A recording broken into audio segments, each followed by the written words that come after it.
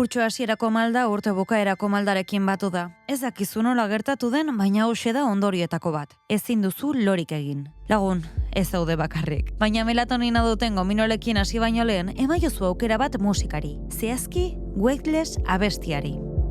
Marconi Union talde Britaniarrak eta Soinuterapiako Akademia Britaniarrak sortutako abestia da. Helburu zientifiko bat du. Estres eta antsietate maila murriztea entzulea erlaxazio sakon batean murgilduz. Baina, non dago sekretua?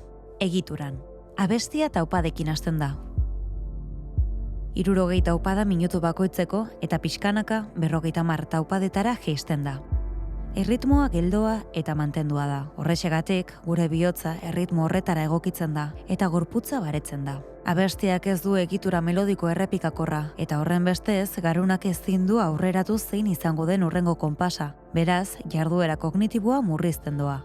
Gainera, trantsizioak oso poliki egiten direnez, perkusiorik gabe, aldaketa bortitzik gabe, gure garunak ulertzen du ez dagoela arriskurik eta defentsak jaisten ditu. Egindako esperimentuetan parte hartzaileen antsietatea 65% jaitsi zen entzuten ari zaren abestia entzuteagatik.